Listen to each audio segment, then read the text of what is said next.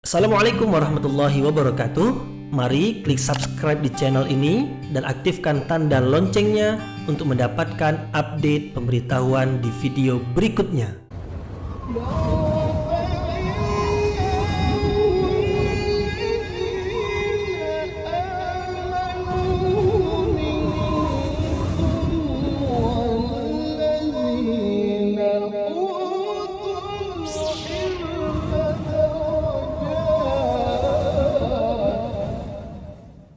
Kita mulai pengajian. A'udzubillahi minasyaitonirrajim. Bismillahirrahmanirrahim. Assalamualaikum warahmatullahi wabarakatuh. Alhamdulillahirabbil alamin wa bihi nasta'in ala umurid dunya waddin. Nasta'inuhu wa nastaghfiruh. ونعوذ بالله من شرور أنفسنا ومن سيئات أعمالنا فمن يهده الله فلا مضل له ومن يضلل فلا هادي له أشهد أن لا إله إلا الله وحده لا شريك له وأشهد أن محمدا عبده ورسوله لا نبي بعده أما بعد. Kita bersyukur kepada Allah Subhanahu wa Ta'ala yang masih melimpahkan rahmat dan nikmat-Nya. Kita bersyukur dengan mengucapkan Alhamdulillahi Rabbil Alamin. Segala puji bagi Allah yang mengatur sekalian alam.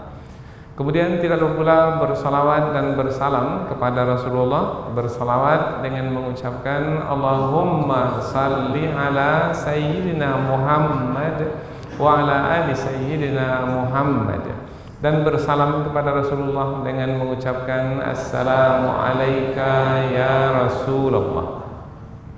Alhamdulillah kita dapat kembali meneruskan pengajian tafsir ayat-ayat suci Al-Quran yang insyaAllah kita akan teruskan kepada ayat yang ke-30, 31 dan 32 dari surah Yusuf, yaitu masih lagi menerangkan tentang kisah Nabi Yusuf alaihi salam, yaitu kisah panjang dari perjalanan hidup Nabi Yusuf. Namun yang akan kita bahas dalam pertemuan ini yaitu kisah yang disebutkan di dalam ayat yang ke-30, 31 dan 32 tentang wanita yang memperdaya Nabi Yusuf itu, yaitu istri raja atau istri penguasa di negeri Mesir. Ada yang menyebut namanya Zulaikha, dituduh oleh wanita-wanita yang ada di kota. Artinya apa yang berlaku di dalam istana, yang tadi yang mengetahuinya hanyalah raja, istrinya, Nabi Yusuf, kemudian satu orang lagi. Siapa yang satu orang itu? Saksi. Hanya 4 orang saja yang tahu. Dan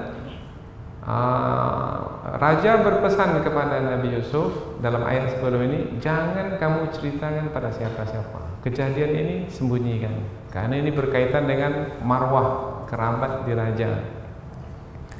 Jadi mereka yang berempat ini menyembunyikan, tapi rupanya ada juga yang mengetahui. Bocor keluar istana, kemudian beredar di tengah kota, dan disebutkan yang memperbualkannya di tengah kota itu adalah wanita-wanita. Karena isu-isu yang seperti ini isu-isu yang memang disukai oleh para wanita untuk dipercakapkan sesama mereka. Nah, rupanya yang dipercakapkan di luar itu sampai akhirnya ke telinga istri raja ini. Maka ini kisahnya. Jadi kisah yang akan kita pelajari ini adalah yang berarti lanjutan dari kisah yang sebelumnya dari perjalanan hidup Nabi Yusuf alaihissalam, yaitu istri raja ini tidak ingin dipersalahkan sendiri, sebab yang membuat wanita yaitu istri raja itu menggoda Nabi Yusuf alaihissalam adalah karena ketampanan Nabi Yusuf itu. Artinya siapapun wanita kalau melihat Nabi Yusuf pasti akan tergoda dan akan berkeinginan untuk menggoda Nabi Yusuf supaya melakukan perbuatan yang tercela dengannya. Maka istri raja ini, wanita itu memanggil wanita-wanita yang memperbualkannya di luar sana, di tengah kota, dipanggil ke istana. Kemudian diberikan kepada masing-masing mereka pisau. Maksudnya sebenarnya dipanggil ke istana, kemudian diberi tempat duduk, diberikan jamuan, kemudian ada di antara jamuan makanan itu ada mungkin buah-buahan, mungkin juga kalau lauk pauknya ada daging. Yang untuk memakannya supaya mudah adalah dengan menggunakan pisau. Maksudnya dengan memberikan pisau kepada masing-masing mereka yang digunakan untuk memudahkan mereka menyantap makanan yang disediakan. Nah, yang berkaitan dengan kisah ini adalah pisau yang ada di tangan masing-masing wanita itu rupanya pisau itu memang pisau yang tajam untuk memotong daging, membelah buah.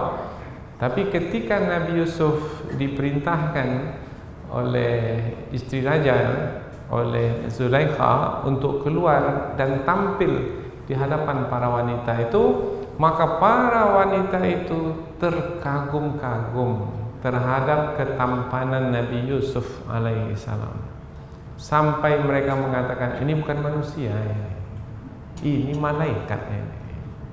Dan mereka terlupa di tangan mereka itu ada pisau yang apabila salah meletakkannya maka bisa melukai dirinya. Dan mereka rupanya karena melihat ketampanan Nabi Yusuf lupa bahwasanya pisau itu ada di atas jari-jari mereka dan mereka melukai jari jemari mereka.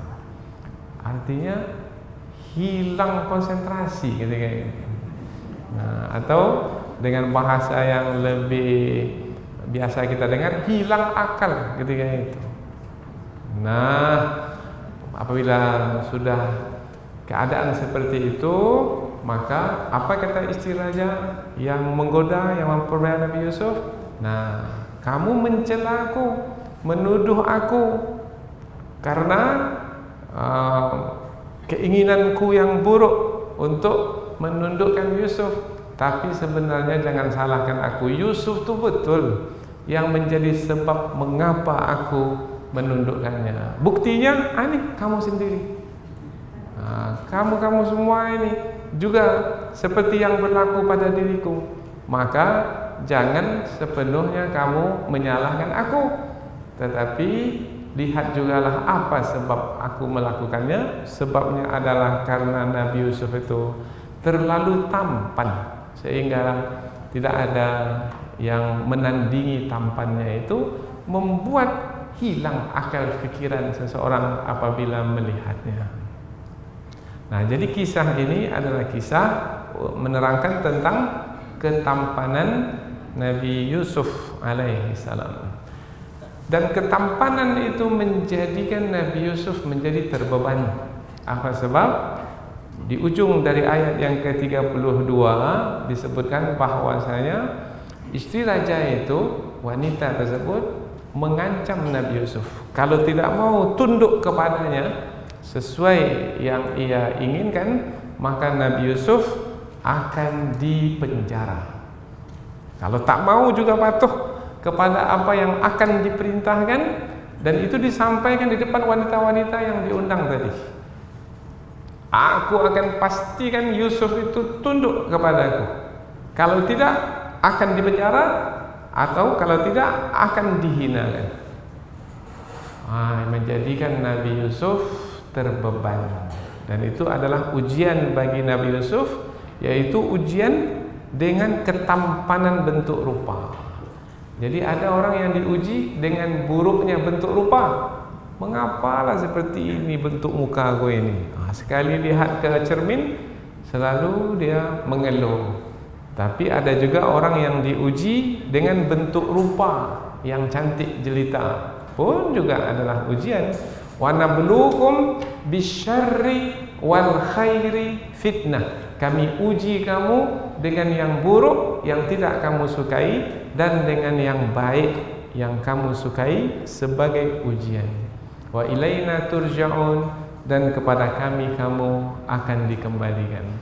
Nah, jadi yang akan kita lihat lebih mendalam dari 3 ayat yang akan kita pelajari tentang kisah Nabi Yusuf alaihissalam adalah tentang ketampanan Nabi Yusuf itu menjadi fitnah bagi wanita. Dan begitu juga sebaliknya, kecantikan bentuk rupa wanita itu adalah fitnah bagi laki-laki. Nah, permulaan fitnah itu adalah dengan memandang, dengan melihat. Kalau sudah melihat, memandang, timbul keinginan di dalam hati. Nah, keinginan yang timbul itu disebut hawa nafsu, syahwat. Nah, syahwat itu berkeinginan. Apabila tidak dibawa, tidak dibimbing kepada yang diredai oleh Allah, umpamanya dengan perkawinan, maka bisa tergelincir, yaitu bisa tersesat. Nah, ini yang dituduhkan oleh wanita-wanita itu kepada istri raja, bahwasanya betul-betullah istri raja itu di dalam kesesatan yang nyata. Nah, nanti disebut fi dhalalim mubin, dalam kesesatan yang nyata, yaitu memperturutkan kehendak hawa nafsunya. Nah, lahirlah cinta. Cinta kalau tidak diiringi dengan iman, maka cinta itu cinta yang tercela. Cinta juga, tapi cinta yang tercela. Tapi kalau diiringi dengan iman, berumah tangga, jadi bersuami istri, kemudian cinta itu tumbuh di atas perhubungan suami istri yang dihalalkan oleh Allah Subhanahu wa taala, yang diredai oleh Allah Subhanahu wa taala, itulah cinta yang sejati, cinta yang sebenarnya. Jadi ada cinta yang dimurkai, itu cinta palsu itu. Dan satu lagi adalah cinta yang sejati, yaitu cinta yang diredai oleh Allah Subhanahu wa taala. Nah, Nabi Yusuf alaihissalam ini ayat yang berikutnya pula tidak mau tunduk kepada kehendak wanita itu, meskipun ia akan menanggung derita, yaitu di penjara. Maka Nabi Yusuf mengatakan, penjara itu bagiku lebih baik daripada aku patuh kepada perintahnya. Nah, ini pengajian yang akan datang pula, yaitu menanggung resiko apa saja dalam menjalani ujian supaya tetap berhasil dalam ujian keimanan kepada Allah. Ujian yang sebenarnya ujian adalah ujian keimanan, tetap beriman kepada Allah Subhanahu wa taala. Ini 3 ayat yang akan kita pelajari. Selanjutnya sebagai mukaddimah sudah, sekarang ini kita akan pindah ke tafsir. Namun terlebih dahulu sebagaimana biasa kita akan membaca ketiga ayat ini, kemudian menerjemahkannya secara harfiah supaya dekat dengan ayat, supaya mudah bagi kita nanti memahami kandungan maknanya. Allah Subhanahu wa taala berfirman, a'udzubillahi minasyaitonir rajim. Bismillahirrahmanirrahim. Wa qala niswatun fil madinati imra'atul azizi turawidu fataha an nafsihi qad syaghafaha hubba inna lanaraha fi dhalalin mubin. Falamma sami'at bimakrihinna arsalat ilaihinna wa a'tadat lahunna muttaka'aw wa atat kulla wahidatin minhunna sikkina wa qalat ikhruj alaihin falamma ra'aynahu akbarnahu wa qatta'na aydiyahunna wa qulna hasya lillah ma hadza basharan in hadza illa malakun karim. Qalat fadhalikunna alladhi lumtunnani fi laqad rawattuhu an nafsihi fasta'sam wala illam yaf'al ma amuruhu la yusjananna wala yakuna minas saghirin. Allah berfirman, wa qala, dan berkata, niswatun, wanita-wanita, fil madinati, di kota yang dimaksud adalah kota di negeri Mesir. Ada yang mengatakan kota itu bernama Ainus Syams, yaitu salah satu negeri yang ada di negeri Mesir. Imra'atul Aziz, nah ini perkataan wanita-wanita itu, istri raja, turawidu, menggoda, fataha, bujangnya, an nafsihi, fataha, bujang, mana anak muda. Anak muda yang dimasukkan itu siapa? Nabi Yusuf alaihi salam. Bujangnya karena kan sudah dibeli oleh suaminya, kemudian berada di dalam istana. An nafsihi, untuk menundukkan Nabi Yusuf kepadanya, kepada kehendaknya. Qad syaghafaha hubba, sesungguhnya cinta itu sudah menutupi hatinya atau memenuhi hatinya. Maknanya cinta itu sudah berlebihan sekali, bersangatan sekali.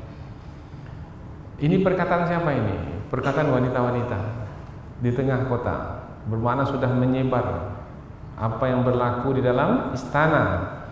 Inna, sesungguhnya kami, lanaraha, sungguh kami melihatnya, fi dhalalim mubin, dalam kesesatan yang nyata. Wanita istri raja itu sungguh dalam kesesatan yang nyata, yaitu bagaimana dia menundukkan bujangnya karena cintanya yang bersangatan kepada bujangnya itu, sehingga meminta bujangnya itu untuk melakukan perbuatan yang tercela dengannya. Ini sungguh kesesatan yang nyata. Nah, ini tuduhan dari luar istana. Falamma, maka ketika sami'at, wanita itu mendengarkan, wanita itu adalah istri raja itu, bimakrihinna, tuduhan mereka itu, arsalat, wanita itu pun mengirim utusan, ilaihinna, kepada wanita-wanita itu untuk diundang ke istana. Nah, ketika sampai di istana, wa'atadat, wanita itu, istri raja itu menyiapkan lahunna, bagi mereka semua, muttakaan, tempat duduk. Nah, tempat duduk, kalau disebut tempat duduk berarti di hadapan tempat duduk itu ada apa? Ada makanan, hidangan. Tapi kata muttakaan ini nanti kita akan bahas dalam tafsir, yaitu bukan kursi, tapi yang bisa digunakan untuk berbaring juga.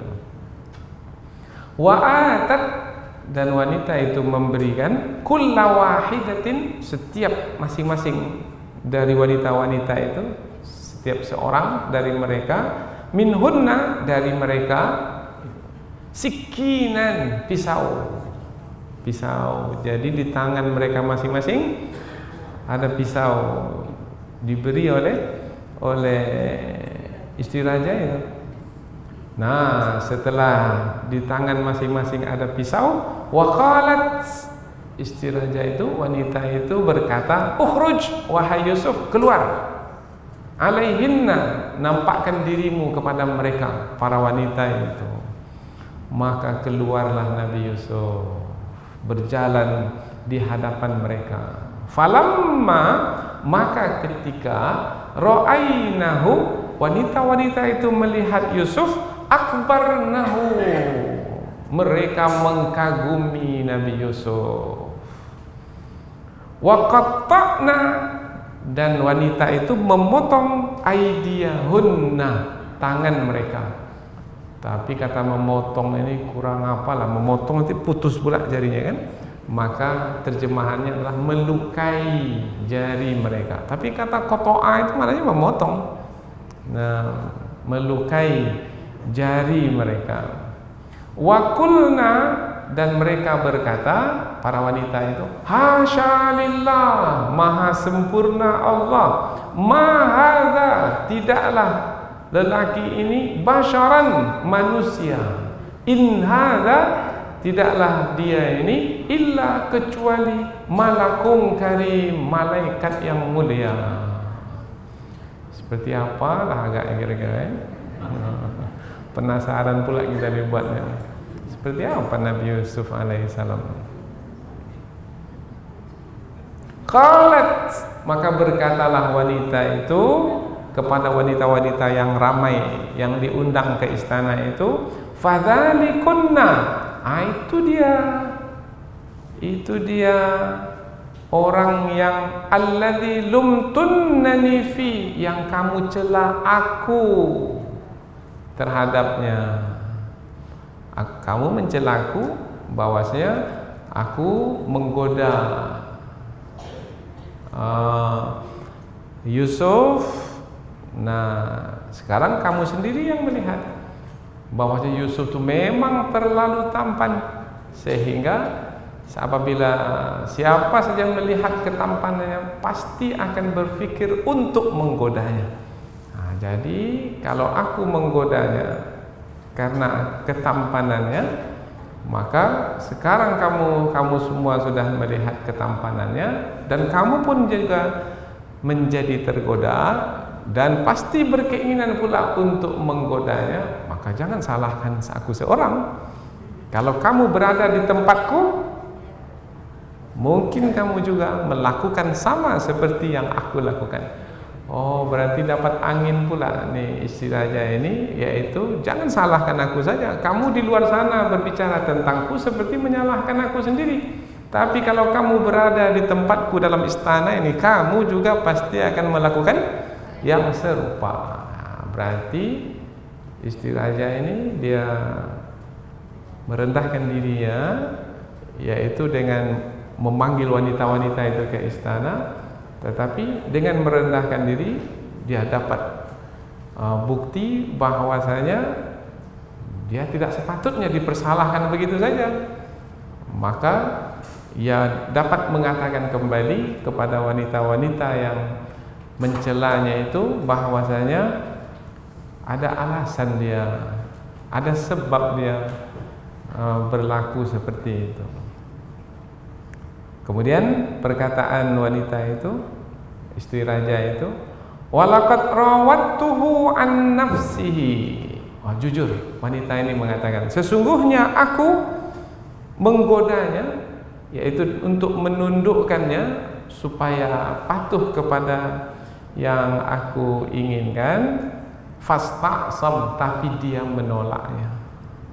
Nah, jadi istri raja itu berterus terang bahwasanya memang yang bermaksud untuk melakukan perbuatan yang tercela itu adalah dirinya, bukan Yusuf. Dan Yusuf tetap menolak.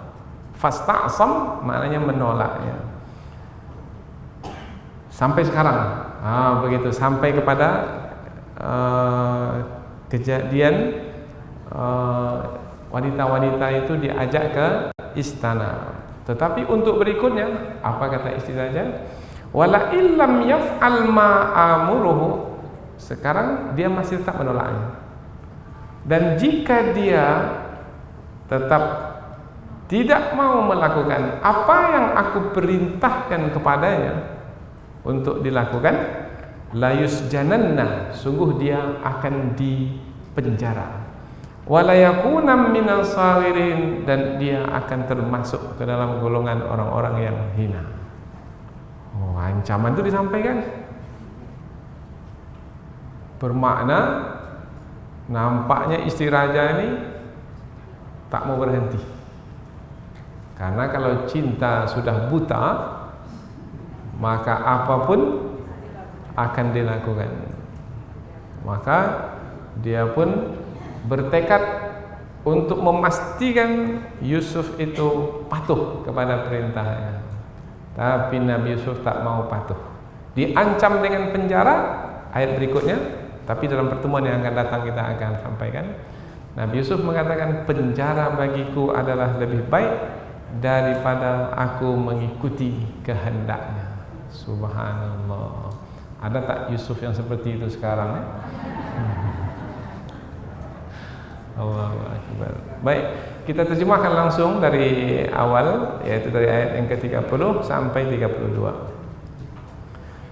Dan berkata wanita-wanita di kota, istri raja itu menggoda bujangnya untuk menundukkannya kepada kehendaknya. Cinta sudah menutupi hatinya. Sesungguhnya kita melihatnya sungguh di dalam kesesatan yang nyata. Itu kata wanita-wanita itu. Maka ketika istri raja itu mendengar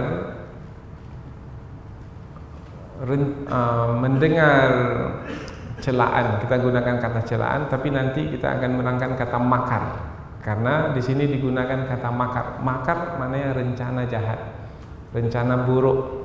Tapi di sini kita terjemahkan dahulu celaan, karena dia mencela mereka itu mencela istri raja.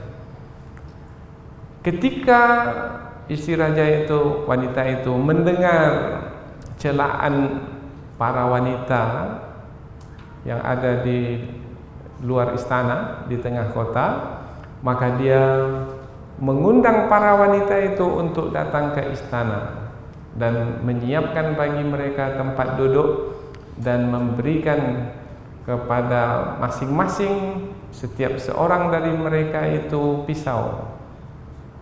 Dan berkatalah wanita itu, wahai Yusuf, keluarlah kamu menampakkan diri kepada mereka. Maka ketika mereka itu melihat Nabi Yusuf, maka mereka mengkaguminya, dan para wanita itu memotong jari-jari mereka atau melukai jari-jari mereka dan berkata, Maha sempurna Allah, Maha sempurna Allah, ini adalah manusia yang sangat tampan sekali manusia ini. Tidaklah lelaki ini atau pemuda ini, melainkan ia adalah seorang, kita gunakan kata seorang ya, tidaklah lelaki ini atau pemuda ini melainkan malaikat yang mulia. Berkatalah wanita itu, yaitu istri raja, itulah dia orang yang kamu mencelaku karenanya, dan sesungguhnya aku telah menggodanya untuk menundukkannya kepadaku, tetapi dia menolaknya. Dan jika dia tidak melakukan apa yang aku perintahkan kepadanya, sungguh dia akan dipenjara, dan sungguh dia akan termasuk ke dalam golongan orang-orang yang hina. Nah, ini adalah terjemahan harfiah, yaitu kita pindahkan yang tadinya dalam bahasa Arab, kita pindahkan ke bahasa kita. Memang tidak sepenuhnya bisa seperti yang dikehendaki di dalam bahasa Arab, karena bahasa kita memiliki perkataan yang sangat terbatas untuk memindahkan makna yang ada dalam bahasa Arab. Maka perlulah kita kepada tafsir.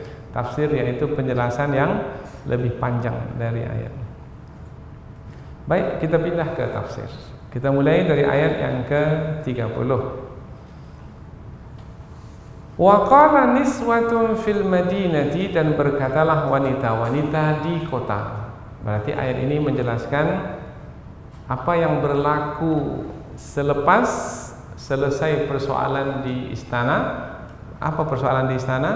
Yaitu raja menjumpai istrinya dan Nabi Yusuf di dalam satu kamar, dalam satu ruangan. Ketika mereka berlari ke arah pintu untuk membukanya, tetapi raja sudah ada di depan pintu itu.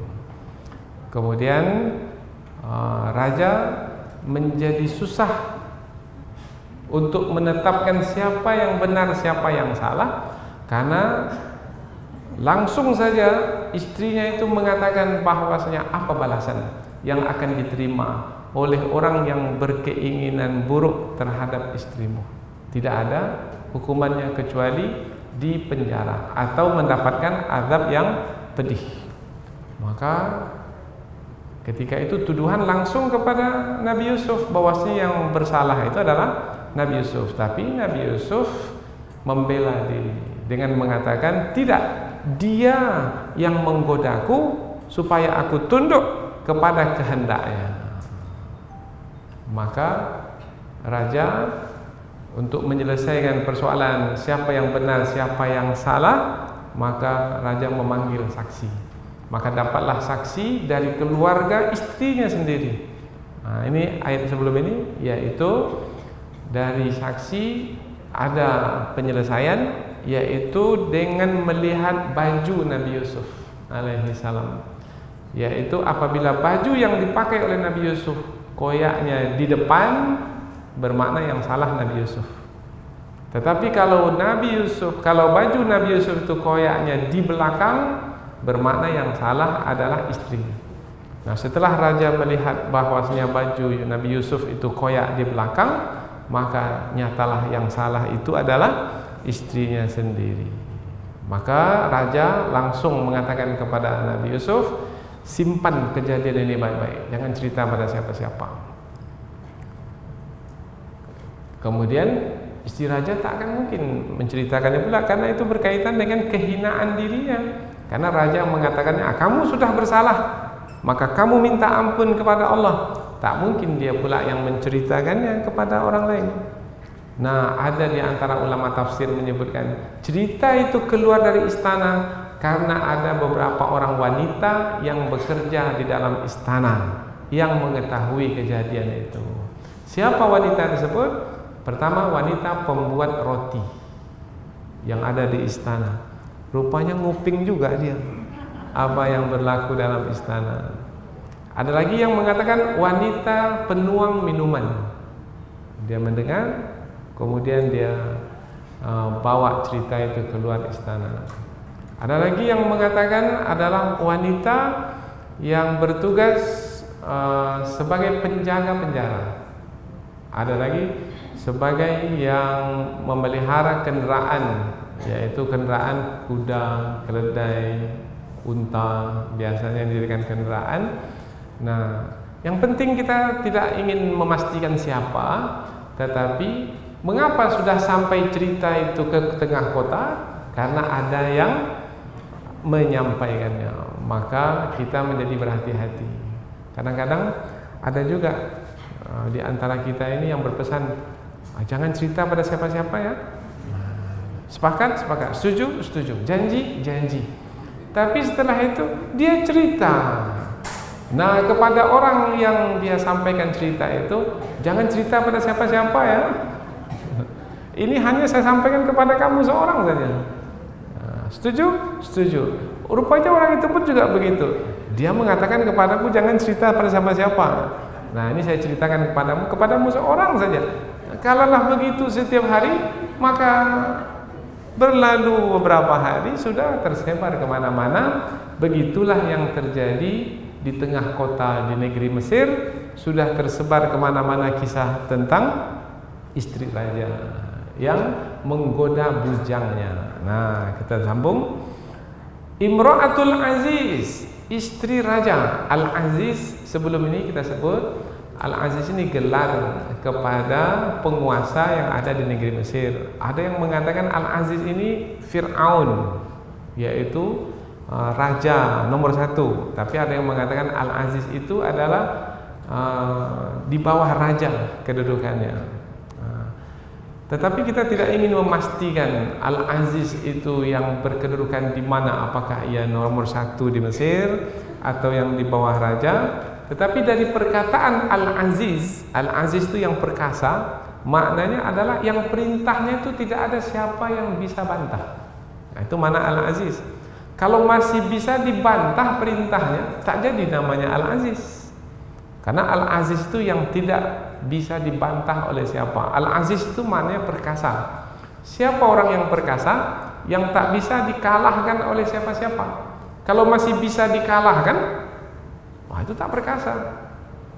Umpamanya petinju, yaitu yang bertarung di di atas ring umpamanya. Petinju itu perkasa. Siapa petinju yang perkasa? Yang tak pernah dikalahkan. Tapi kalau pernah dia dikalahkan, nah itu tak perkasa. Nah, disebut Al-Aziz bermakna tidak ada yang mampu, yang berani untuk membantah arahannya, perintahnya. Nah, dia punya istri. Nah, istri itu disebut Imra'atul Aziz. Nah, istri raja. Kita terjemahkan dengan raja, boleh. Kita terjemahkan dengan penguasa pun juga boleh, karena yang berkuasa di negeri Mesir itu. Istri raja turawidu fataha. Istri raja menggoda bujangnya. Ini yang disebarkan oleh para wanita itu. An nafsihi, untuk menundukkan bujangnya itu supaya mengikut kepada kehendaknya. Ini yang tersebar dari mulut ke mulut, mulut ke mulut.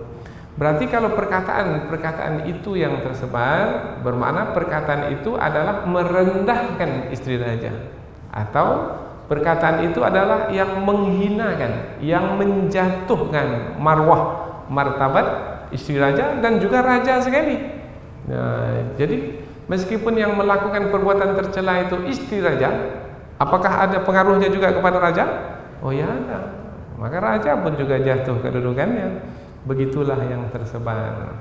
Kemudian diterangkan seperti apa istri raja itu dalam menggoda bujangnya. Keadaannya itu seperti apa? Oh, rupanya dalam menggoda bujangnya itu sangat keterlaluan sekali. Mengapa? Karena cintanya yang bersangatan kepada bujangnya itu. Qad syaghafaha hubba. Kata syaghafa itu menerangkan, pertama ada dari ulama tafsir menyebutkan yaitu tengah hati. Hati yang di tengah-tengah, inti hati. Atau ada lagi yang mengatakan relung hati. Ada lagi yang mengatakan batin hati. Ada lagi yang mengatakan hati yang paling dalam. Berarti cintanya itu sampai kepada hati yang paling dalam. Cinta itu dia bertingkat-tingkat. Cinta bertingkat-tingkat. Ada pengalaman bercinta? Nah, biasanya cinta pertama kali keinginan. Biasa condong kepada yang disukai. Mulailah cinta. Cinta itu kecondongan kepada yang disukai. Kemudian apabila sudah condong, terjalin hubungan. Umpamanya ini kita sebut cinta yang baik lah. Seorang laki-laki dia condong kepada seorang wanita, kemudian dia berminat, kemudian dia lamar, kemudian dia nikahi. Nah, sekarang sudah ada perhubungan suami istri, cinta mulai kuat. Maka cinta itu sudah sampai ke hati yang paling dalam. Nah, kalau sudah sampai ke hati yang paling dalam, itu sudah memikirkan yang dicintai. Biasanya yang mencintai itu akan berkorban apa saja untuk yang dicintai. Bagaimana menyenangkan yang dicintai, atau bagaimana menyampaikan keinginan hati yang mencintai. Dia akan pikirkan apa yang bisa menyampaikan cintanya itu. Itu keadaan cinta mencintai.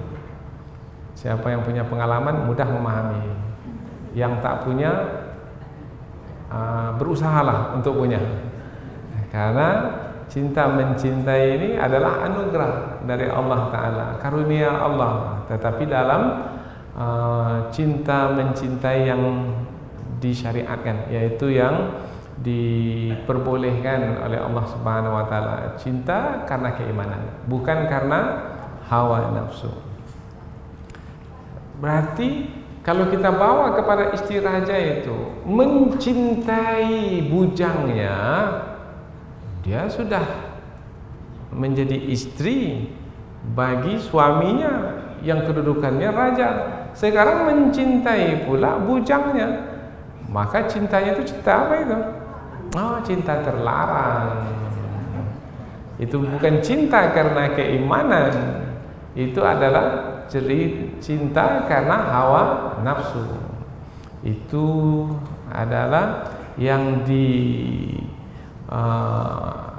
dihiaskan oleh syaitan sehingga dia memandangnya baik, tetapi sebenarnya ia adalah yang buruk, yang tercela. Ada juga ulama tafsir mengatakan kata syaghafa itu bukan tengah hati, bukan relung hati yang paling dalam, tidak, tetapi kulit hati. Nah, kalau membawa kepada makna kulit, berarti cinta itu sudah menutupi hatinya. Nah, karena kulit itu kan menutupi, maka cintanya kepada Yusuf itu sudah menutupi hatinya, tak ada lagi cintanya kepada yang lain. Suami tinggal suami. Ini makna kata syaghafa, karena makna syaghafa itu adalah menutupi. Maka akan berlaku perselingkuhan, akan berlaku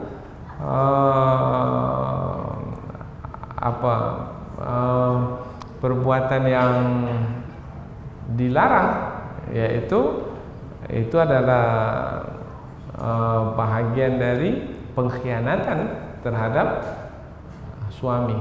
Tidak lagi setia kepada suami, karena istri tidak boleh berbelah bagi hatinya itu kepada selain suaminya, hanya kepada suaminya saja. Qad syaghafaha hubba. Kemudian perkataan wanita itu, inna lanaraha fi dhalalin mubin. Kami memandang, ini pandangan, pendapat, kami berpendapat bahwasanya wanita itu, istri raja itu sungguh dalam kesesatan yang nyata. Makna dalam kesesatan yang nyata ini adalah sudah terkeluar dari jalan yang benar. Jalan yang benar semestinya mencintai suami sendiri, bukan mencintai bujang, yaitu pemuda yang ada di dalam pemeliharaannya. Nah, kalau itu perkataan para wanita itu berarti isinya adalah tuduhan kepada istri raja. Dan tuduhan tersebut adalah merendahkan kedudukan istri raja itu. Nah, itu beredar dari mulut ke mulut. Ini mesti dihentikan. Bagaimana cara menghentikan perkataan yang sudah berpindah-pindah dari mulut ke mulut ini? Maka ketika sami'at, istri raja itu mendengar bimakrihinna, dengan tuduhan mereka itu, celaan mereka itu, arsalat ilaihinna, istri raja itu mengundang mereka semua ke istana. Tadi kita sudah sampaikan perkataan makar. Makar maknanya rencana yang buruk yang tersembunyi. Biasanya makar itu rencana buruk yang ditujukan kepada seseorang yang orang itu tidak menyadarinya, bermakna dilakukan secara sembunyi-sembunyi. Nah, kalau disebut kata makar, kalau tuduhan itu, tuduhan adalah untuk merendahkan. Tapi kalau kata makar kan ada tujuan yang ingin dicapai. Kalau celaan memang mencela, merendahkan. Kalau makar, apa target yang ingin didapatkan? Maka ada di antara ulama tafsir, penggunaan kata makar di sini adalah menjelaskan wanita-wanita itu mengatakan perkataan itu sesama mereka, tujuannya adalah supaya ingin melihat Nabi Yusuf dalam istana itu seperti apa bentuk rupanya. Tapi bagaimana caranya? Nah, maka makar. Bagaimana caranya? Nah, caranya kita perbual kan di luar ini, nanti sampai ke telinga istri raja, kemudian kita diundang ke istana, kemudian nanti kita dapat melihat rupa Nabi Yusuf, sampailah keinginan kita. Itu makarnya itu. Itu rencana yang mereka buat itu, tapi sembunyi-sembunyi, yaitu ingin melihat muka Nabi Yusuf itu seperti apa. Tapi untuk sampai ke istana bagaimana? Untuk sampai ke istana, kita percakap kan di luar istana, supaya kita nanti diundang ke istana. Rupanya rencana yang mereka susun itu menjadi, mendatangkan hasil, yaitu istri raja memanggil para wanita itu ke istana. Sampai di istana, wa a'tadna lahunna muttaka'an. Istri raja itu menyiapkan tempat duduk bagi mereka. Tempat duduk itu tempat duduk yang bisa digunakan untuk berbaring. Kalau ini namanya kursi. Tapi kalau ada tempat duduk seperti yang biasa kita lihat di tepi pantai umpamanya, dikatakan kursi tidak, dikatakan dipan pun juga tidak. Kalau dipan kan datar untuk berbaring. Ini tidak. Antara sandarannya itu tegak dengan sandarannya itu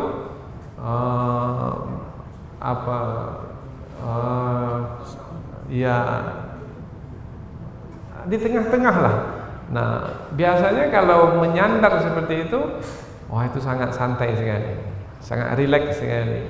Dan bisa juga digunakan untuk berbaring, tertelentang bisa, atau lebih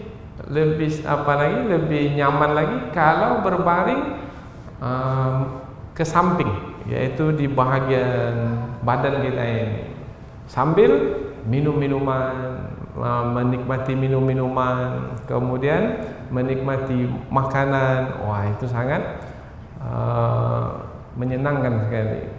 Begitu yang disediakan oleh istri raja kepada para wanita itu di istana. Maka diberikan tempat duduk yang nyaman, kemudian diberikan hidangan yang bermacam-macam, termasuklah buah-buahan dan juga daging dan makanan yang susah untuk memotongnya kecuali dengan pisau. Maka diberikanlah kepada masing-masing mereka pisau. Wa atat kulla wahidatin minhunna sikina. Dan wanita itu memberikan pisau kepada setiap seorang dari para wanita yang diundang itu. Jadi di tangan mereka masing-masing sudah ada pisau sekarang ini. Nah, pisau itu pastilah tajam. Kalau tidak tajam bagaimana mau memotong daging nantinya? Pisau yang tajam. Kemudian dalam keadaan seperti itu, istri raja memerintahkan Nabi Yusuf. Wa qalat, berkatalah wanita itu, ukhruj, keluar wahai Yusuf, alaihinna, ke hadapan mereka. Maka keluarlah Nabi Yusuf, berjalan di hadapan mereka. Maka para wanita itu melihat Nabi Yusuf, tampannya, eloknya bentuk rupa, terpana dengan pemuda yang tampan dan ganteng itu. Lupa di tangan mereka ada apa? Ada pisau.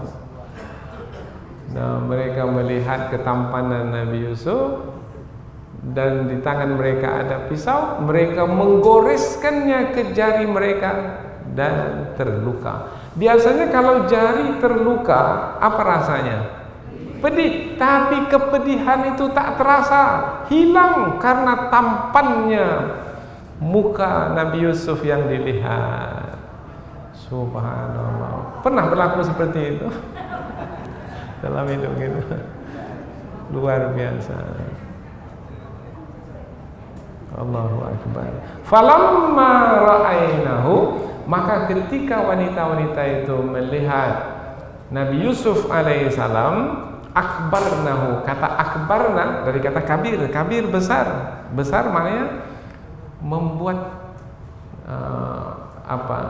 yang tadinya dalam khayalan, mereka punya khayalan masing-masing sebelum sampai ke istana, seperti itu mungkin bentuk rupa Yusuf itu, seperti itu.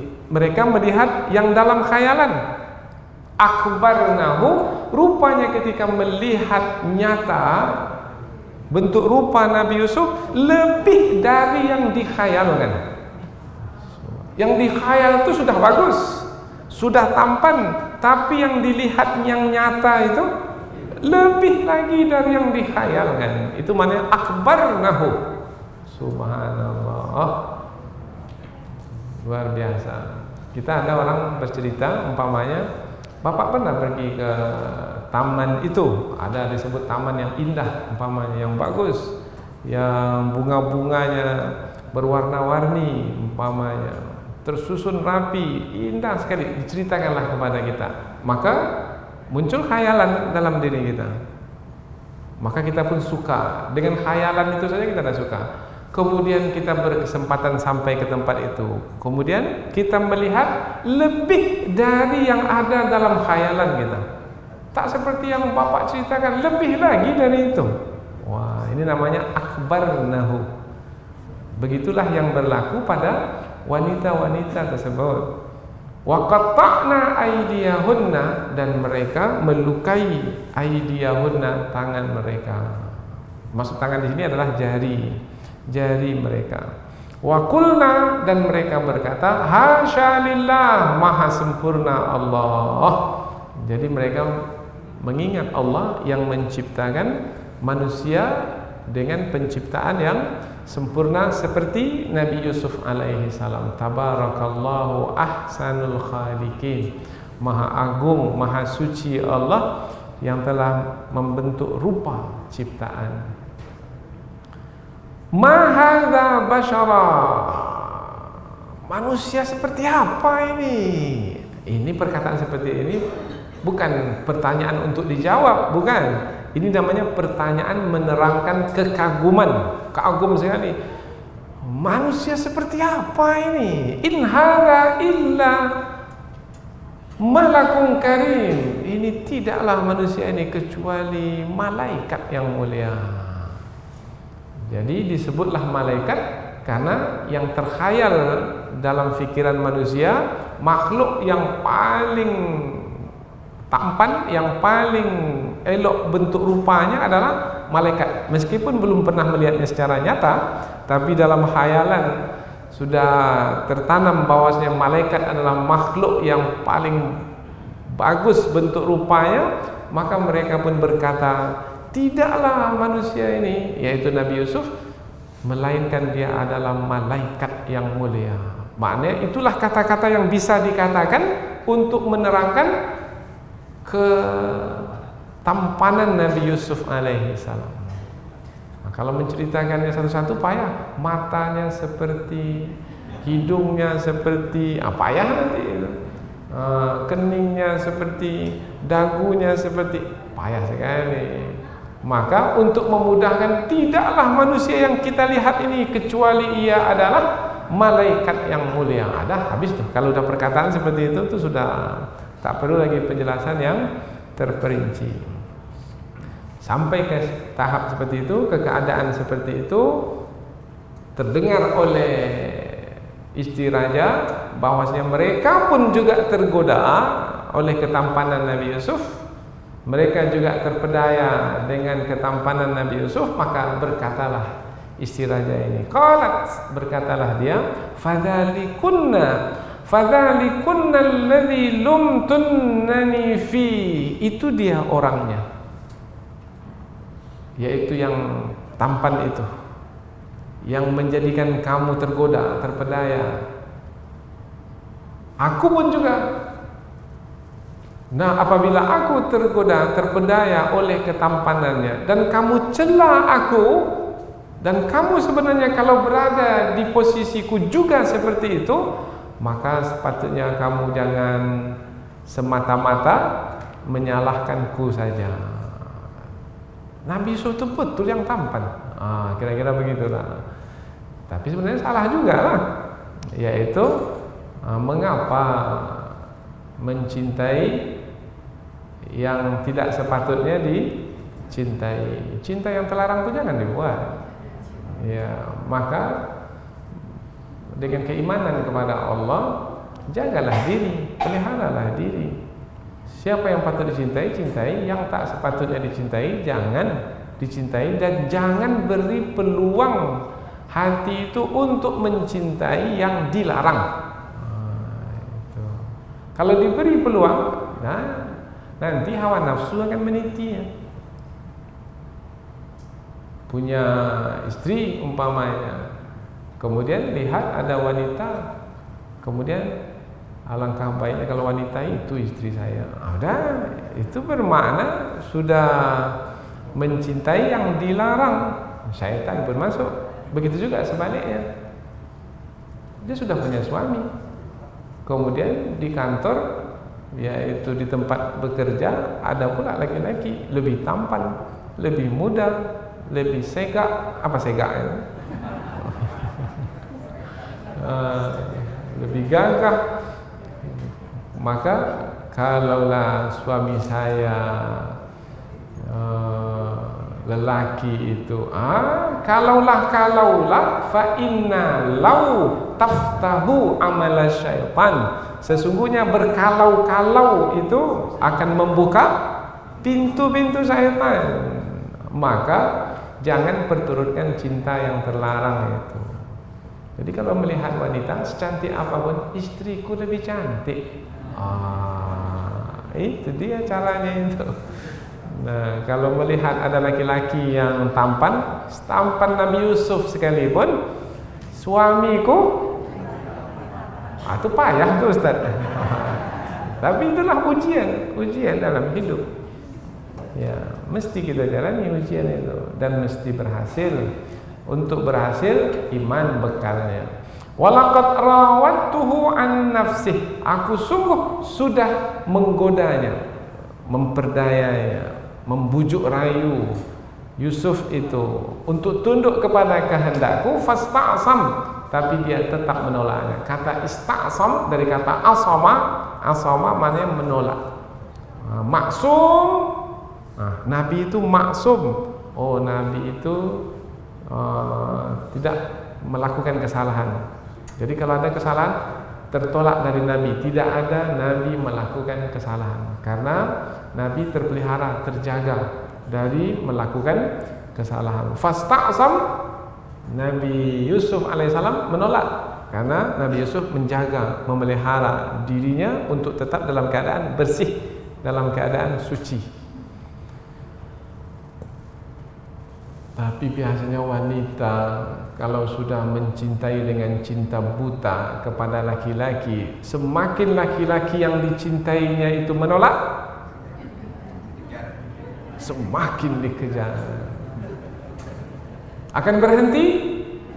Tidak, apapun akan dia lakukan. Nah, maka hati-hati juga. Kadang-kadang laki-laki itu digunakan sebagai alat untuk menipu wanita. Nampaknya dia dah cinta kepadaku, akan aku habisi hartanya ini semua. Ada juga, ada seperti itu berlaku. Sampai terkuras habis uang yang ada dalam simpanan wanita itu. Karena janji-janji yang diberikan laki-laki itu seakan-akan dia akan melindunginya, menolongnya, mendampinginya, dia adalah yang mengasihinya, menyayanginya, dan banyak sekali dannya itu. Nah, akhirnya wanita ini pun menjadi cinta kepada laki-laki itu, tapi dia tak tahu ada niat yang tersembunyi di dalam hati laki-laki itu. Tetapi karena sudah cinta, dia tidak lagi memperhatikannya dengan lebih mendalam apa yang diingini oleh, padahal dia baru bertemu 2-3 hari yang lalu. Allah Akbar.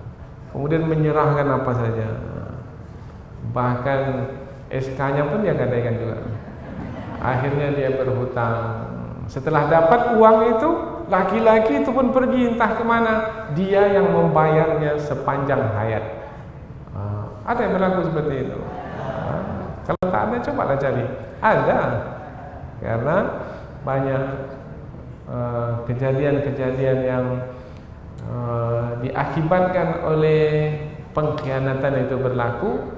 Kemudian sebabnya adalah cinta yang buta, yang membutakan mata. Mata apa? Mata kepala, bukan. Mata hati, sehingga tak dapat lagi melihat siapa yang sebenarnya baik dan siapa yang sebenarnya tercela. Ini dia. Istri raja itu mengatakan di penghujung ayat, Wala illam yaf'al ma amuruhu, kalau dia tidak melakukan apa yang aku perintahkan kepadanya, karena Nabi Yusuf tetap juga menolak. Setiap kali istri raja itu meminta kepadanya untuk melakukan perbuatan yang tercela dengannya, dia tak mau, menolak. Maka muncul ancaman dari wanita itu, dari istri raja itu, jika dia tidak melakukan apa yang aku perintahkan kepadanya, la yusjananna, sungguh dia akan dipenjara, wala yakunam minas saghirin, dan dia akan dihinakan. Ada ulama tafsir menyebutkan, mengapa tidak ancamannya itu, sungguh akan kuusir dia dari istana. Mengapa ancaman itu hanya penjara, kemudian dihinakan? Sebab kalau diusir dari penjara, nanti wanita di luar yang akan mengambilnya. Dia tak mau. Dia hanya mau untuk dirinya saja. Kalau dalam penjara, wanita yang di luar tak ada kesempatan untuk mengambilnya, karena masih dalam kekuasaannya. Dan begitulah, kalau sudah cinta, maka dia akan membuat apa yang tidak akan mengorbankan cintanya itu. Dan itulah yang menjadi banyak sekali materi film, dan kita pun juga terpesona ketika mengikuti film tersebut. Yaitu film karena cinta. Dan itu yang disukai, padahal sebenarnya ada yang lebih lagi dari itu, yaitu bukan cinta kepada selain Allah, tetapi cinta kepada Allah Subhanahu wa ta'ala. Karena apabila cinta kepada Allah akan melahirkan cinta-cinta yang benar, cinta-cinta yang sejati, melahirkan cinta kepada orang tua, cinta kepada suami, kepada istri, kepada anak dengan cinta yang benar, cinta di dalam berjuang, berdakwah, melakukan kebaikan, cinta yaitu beramal saleh, mendekatkan diri kepada Allah. Cinta yang seperti itu sebenarnya yang mesti kita perbanyak di dalam hidup ini.